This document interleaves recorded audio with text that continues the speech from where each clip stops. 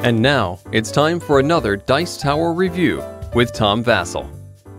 Hey folks, today we're taking a look at another game in Mayfair's Funfair line. This is a line of light, easy games that people can get into. This one's called Flea Market, and it's by Leo Calavini. It is a game in which players are bidding on different items in a flea market and then reselling them, trying to get money. A small economic game with dice. Sounds good? Let's check it out.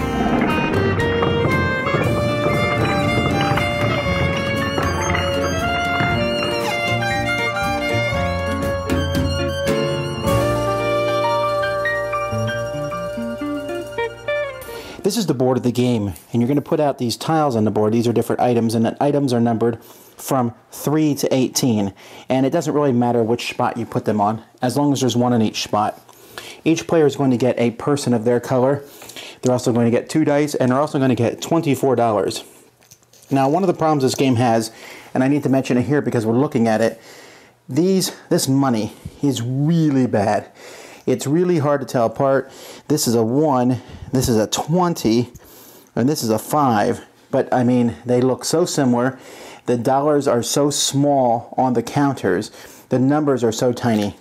We had to switch money in this game because it became so confusing figuring out what the money was. But anyhow, one person is going to be the agent each turn, and it's going to go around the table. The agent has the money, whatever. That person's going to roll 3 dice. So here I just rolled an 11. We find the number 11 item, and we put it up for sale. We then move the item that's on the first spot to there. Okay? Then everyone is going to try to buy the 11 item. They're going to do that by rolling their 2 colored dice, and they're secretly rolling them, and they can re-roll one of the dice. So let's say I rolled a 4, I re-rolled a 6, I get a 5. Starting with the highest die roll, that person can spend that money and buy the item. So let's say someone else rolled a 7, they can buy the item.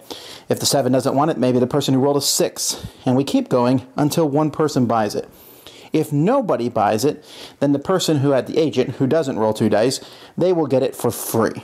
So let's say I get it for 5. I pay $5 to the bank. This is now my item. The next person's the agent, and we roll, and we rolled a 14. So now the 14 item comes in the middle, and another spot here is open. That one gets auctioned off, and so on.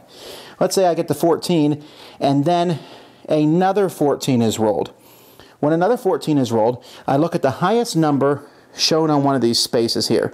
Right now it's a 2, but you can see that it could possibly go all the way up to 10 if every number was out on the board.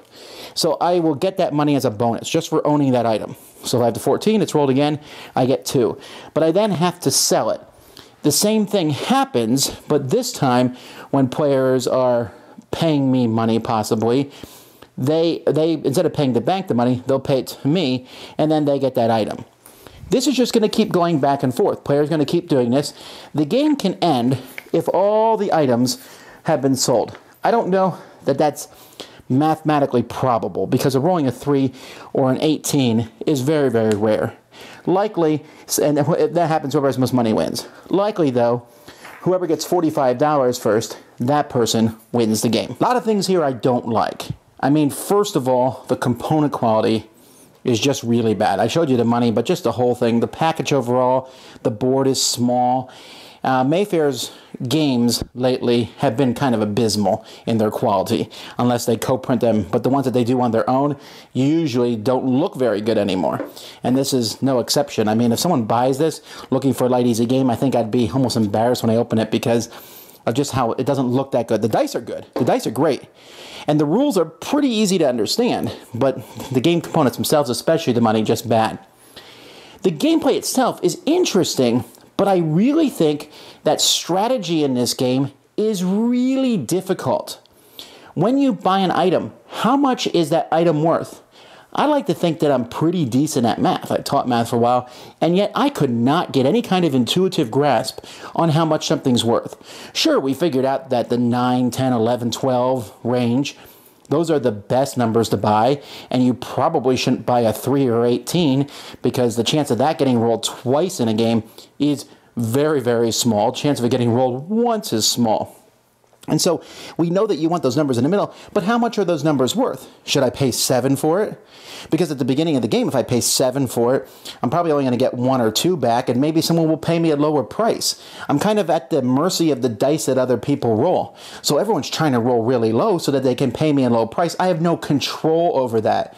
And I think that's my problem with the game, is that there's really no control. You roll the dice, your item might get put up, okay, that's fine. The only control you really have is on your bid. And even that, you only have partial control, a re-roll of a die.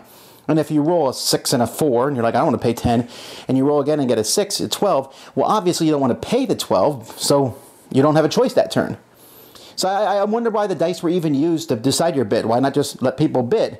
But even if you could just bid, the numbers are kind of wonky, okay? After a while, let's say 1, 2, 3, 4, 5, 6 items are sold. Items now give you a 5 bonus when they're picked. Okay, that's great. Take that into account. If I buy an item, I'm going to get at least 5 back. Okay, so then the game becomes a little bit more interesting, but still, it was just kind of difficult. The game didn't flow very well. One person could get a whole lot of money just, honestly, through sheer luck. And the game is supposed to be a light, fun, fair type game. Man, if I tried to teach it to people, I think I would be able to teach it to them easily, but I think they would get incredibly frustrated at what they were supposed to do, how much things cost, because in an auction you get excited, you outbid people, and you're trying to figure out that sweet number where you can win. Here you start with 24, you have to spend some of it, you have to get an item or you'll never go over 45. So you have to spend some money to get some money back, and you're not getting that much money back. You're going from 24 to 45. You need 21 extra dollars. And yes, I think deep, heavy gamers can figure out those mathematical numbers, but between the quality of the game and kind of just the difficulty of figuring out the actual math behind the game, I don't really see this one appealing to pretty much anyone. Dice Tower Judgment, too obtuse. Thanks so much for watching the Dice Tower videos. Find more great videos and reviews, as well as our top-rated audio podcast at Dicetower.com. You can also find other great shows at DicetowerNetwork.com. I'm Eric Summerer, and you've been watching The Dice Tower. The Dice Tower is sponsored by Cool Stuff Inc., where you can find great games for great prices. Cool stuff in stock. Check them out at CoolStuffInc.com. Shut the door!